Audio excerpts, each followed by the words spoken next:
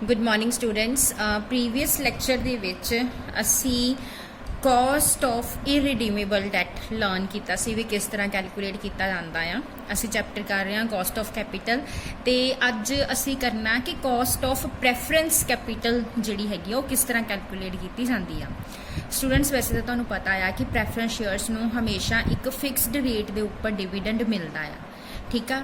और बट ये dividend pay करन दी कोई लीगल बाइंडिंग नहीं हुंदी बोर्ड ऑफ डायरैक्टर्स ते, बट ਇਹਦਾ मतलब ये नहीं हैगा कि प्रैफरेंस कैपिटल की कोई कॉस्ट नहीं हुंदी, कॉस्ट फ्री हुंदे आ, ठीक है। सो जिहड़ी साडी प्रैफरेंस कैपिटल की कॉस्ट हैगी आ उहनूं कैलकुलेट करन दे लई असी जो उन्होंने डिविडेंड पे करते हैं उन्होंने यूज़ करते हैं। सो फॉर्मूला है cost of preference capital is equal to D upon P, और डी इत्थे साडा हैगा डिविडेंड जिहड़ा कि उन्होंने पे किया जाता है एनुअली, और पी हैगी है प्रैफरेंस शेयर कैपिटल दी प्रोसीड, ठीक है। और स्टूडेंट्स अगर प्रैफरेंस शेयर्स जिहड़े ने एट अ प्रीमियम या एट अ डिस्काउंट इशू किए जाते हैं या फिर किते कॉस्ट ऑफ फ्लोटेशन जिहड़ी आ वो इनकर की जाती है इशू करन दे लई, फिर असी पी दी जगह ते D upon N P use करते हैं। एन पी का मतलब इत्थे की है नैट प्रोसीड। नैट प्रोसीड मतलब अगर डिवेंचर्स सॉरी प्रैफरेंस शेयर्स जिहड़े ने एट अ डिस्काउंट इशू किए गए हैं तो असी जो भी वो फेस वैल्यू वो डिस्काउंट माइनस करके लेना है। अगर एट प्रीमियम किए गए तो प्रीमियम प्लस करके लेना। अगर कोई कॉस्ट ऑफ फ्लोटेशन हैगी तो कॉस्ट ऑफ फ्लोटेशन जिहड़ी हैगी आ माइनस करके लेनी है। और ये फॉर्मूला असी उदों यूज़ करना है जदों प्रैफरेंस शेयर्स जिहड़े ने इररिडीमेबल आ, मतलब उन्होंने रिडीम नहीं किया जाऊगा। और अगर किसी एहो जे प्रैफरेंस शेयर्स ने जिहड़े कि रिडीमेबल ने जिन्होंने after a particular period redeem करना है, फिर जो फॉर्मूला यूज़ किया जाता वो है के cost of P minus preference share, R minus redeemable is equal to D, D is the dividend plus M V. M V इत्थे हैगी आ मैच्योरिटी वैल्यू, मतलब जिस रेट ते जिस वैल्यू ते प्रैफरेंस शेयर्स नूं रिडीम करना आ, माइनस एन पी का मतलब आ net proceed divide by N, और एन इत्थे की हैगा number of years after which the preference shares will be redeemed, मतलब किन्ने सालों बाद उन्होंने रिडीम किया जाना है, divide by 1/2 multiply M V maturity value plus N P, यानी असी इत्थे M V plus N P की एवरेज वैल्यू जिहड़ी आ उहदे नाल डिवाइड करना आ। सो हुण असी इहदे नाल दे कुछ नमैरिकल्स जिहड़े आ सॉल्व करांगे।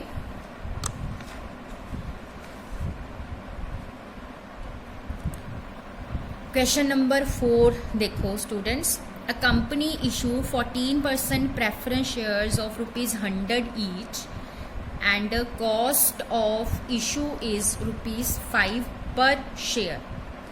cost of issue भी दिता होया है।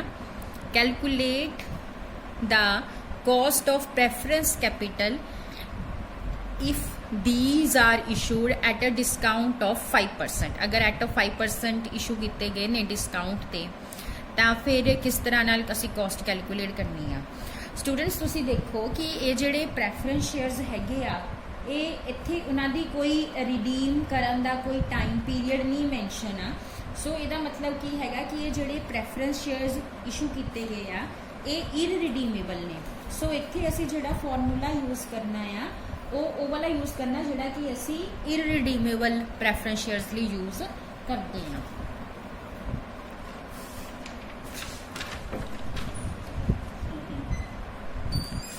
ओके तो असी हुण इत्थे जिहड़ा फॉर्मूला यूज़ करना वो यूज़ करना है क्वेश्चन नंबर 4 दे which cost of preference share is equal to dividend upon N P. इत्थे एन पी वाला फॉर्मूला यूज़ होना क्योंकि कॉस्ट ऑफ फ्लोटेशन जिहड़ी हैगी आ वो भी कॉस्ट ऑफ इशू दिता है ना ₹5 पर शेयर, दैट्स वाई, ठीक है जी। सब तो पहला डी कैलकुलेट करांगे, डी मीनस डिविडेंड, फेस वैल्यू ₹100 आ और वह 14% देना आ। सो डिविडेंड कितना होगा ₹14, राइट। और जिहड़ी एन पी असी लैनी आ, एन पी लई असी की करना जिहड़ी साडी फेस वैल्यू हैगी आ फेस वैल्यू दे विचों असी डिस्काउंट भी माइनस करना आ ते कॉस्ट ऑफ इशू भी माइनस करना आ। सो फेस वैल्यू जिहड़ी हैगी आ ₹100 ਉਹਦੇ ਵਿੱਚੋਂ discount and cost of issue दोनों चीज़ां माइनस करनियां। सो 100 चो 10 माइनस करांगे तो साडा कितना आ जाएगा 90। सो असी फॉर्मूला लगाना cost of preference share is equal to dividend upon NP multiply by 100। So 14 नूं 90 ना डिवाइड करके 100 ना मल्टीप्लाई करांगे तो साडा आंसर जिहड़ा हैगा आ वो कितना आ जाएगा 15.55% साडा आंसर आ जाएगा।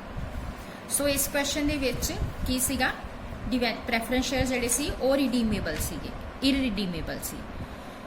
हुण नैक्सट क्वेश्चन देखो, question number 5। A company plans to issue 1000 new share of 100 each at a par. Flotation costs are expected to be 5% of the share price. Company pays a dividend of rupees 10 per share initially, and the growth in dividend is expected to be 5%. Compute the cost of new issue of the equity share. ये question जिहड़ा हैगा इहदे विच भी जिहड़े preference shares ने वो जिहड़े हैगे इररिडीमेबल आ। सेम इसे वे दे नाल असी कर लेना, बट इहदे विच की हैगी ग्रोथ दित्ती हुई आ भी ग्रोथ जिहड़ी हैगी आ वो एक्सपैक्ट कीती जा रही है। ठीक है जी। सो ग्रोथ कितनी एक्सपैक्ट कर रहे ने ये 5%। सो इहदे अकॉर्डिंग ही सानू जिहड़ा है आंसर कैलकुलेट करना पैना। स्टूडेंट्स ये जिहड़ा क्वेश्चन है इहदे विच ना एक्चुअली असी cost of equity share calculate करनी आ, ना कि प्रेफरेंस शेयर कैलकुलेट करनी आ। और जदों असी इक्विटी शेयर की कॉस्ट कैलकुलेट करते हैं उहदा जो फॉर्मूला हुंदा आ वो साडा फॉर्मूला हुंदा आ dividend upon net proceed plus growth rate. ये फॉर्मूला असी उत्थे यूज़ करते हैं। सो इस क्वेश्चन दे विच जिहड़ा साडा डिविडेंड आ वो तो 10 आ और नैट प्रोसीड जिहड़ी हैगी आ 100 दे विचों असी 5% फ्लोटेशन कॉस्ट माइनस करांगे 5 रुपीज़। सो नैट प्रोसीड जिहड़ी आ 95 दी आ। सो फॉर्मूले दे विच अगर पुट करांगे तो डिविडेंड 10 नैट प्रोसीड 95 आएगी। ठीक है। एंड इनू असी पहला 100 ना मल्टीप्लाई करांगे परसेंटेज कैलकुलेट करने लई, दैन फिर ग्रोथ रेट जिहड़ा साडा 5% आ वो ऐड करांगे। और जदों असी ये सॉल्व करांगे तो साडा आएगा 10/95 मल्टीप्लाई बाय 100। ये साडा आ जाएगा 10.52 और ये विच प्लस करांगे 5 तो साडा आंसर आ जाएगा 15.52%। ओके स्टूडेंट्स, उस तो बाद 6th क्वेश्चन देखो। A company issue 10% preference share of ₹100 each redeemable after a 10 year at a premium of 5%। हुण ये जिहड़े हैगे आ प्रेफरेंस शेयर्स का ही क्वेश्चन है और रिडीमेबल ने ये at a premium of 5%। Cost of issue is at a ₹2 per share. Calculate the cost of preference share. So इत्थे फॉर्मूला जिहड़ा लगना वो रिडीमेबल वाला लगाना है। So cost of preference share redeemable is equal to dividend plus 1/n multiply MV maturity value minus net proceed divide by MV plus net proceed divide by 2 multiply by 100। ये वाला formula लगाना। हुण इस question दे विच जिहड़ा dividend है company pays a dividend of 10% preference 10% rate आ। So 10% 100 का 10% करांगे तो 10 रुपीज़ डिविडेंड दे आ 1/n। हुण redeemable n मीनस number of year after which the shares will B redeem. इत्थे नंबर ऑफ ईयर्स 10 ने 1/10 एंड मैच्योरिटी वैल्यू हुण इत्थे की लैनी है। एक्चुअली ये जिहड़े प्रेफरेंस शेयर्स ने 100 का है बट रिडीम हो रहे ने 5% प्रीमियम ते। सो जिहड़ी तुहाडी मैच्योरिटी वैल्यू आएगी वो 100 दे विच 5% यानी 5 प्लस करके 105 आएगी। सो मैच्योरिटी वैल्यू जिहड़ी लैनी आ वो लैनी आ 105 दी माइनस नैट प्रोसीड। जिहड़ी नैट प्रोसीड असी लैनी है इत्थे cost of issue is ₹2 per share. So NAT proceed जिहड़ी आएगी 100 चों ₹2 माइनस करांगे 98। सो नैट प्रोसीड लैनी है 98 divide by 105 plus 98 divide by 2 multiply by 100। हुण आपां इहनूं सॉल्व करते हैं।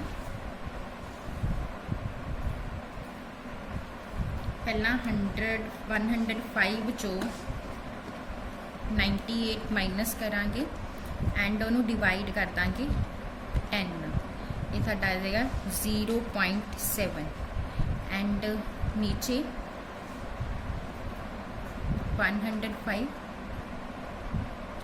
प्लस 98 डिवाइड बाय 2, नीचे आएगा 101.5 मल्टीप्लाई बाय 100, सो 10 प्लस 0.7 आ जाएगा 10.7 डिवाइड बाय 101.5 मल्टीप्लाई बाय 100। साडा जो आंसर है 10.54 इत्थे निकलिया 10.54%। सो ये जो जोड़ा सामा साडा हो गया रिडीमेबल प्रेफरेंस शेयर्स का।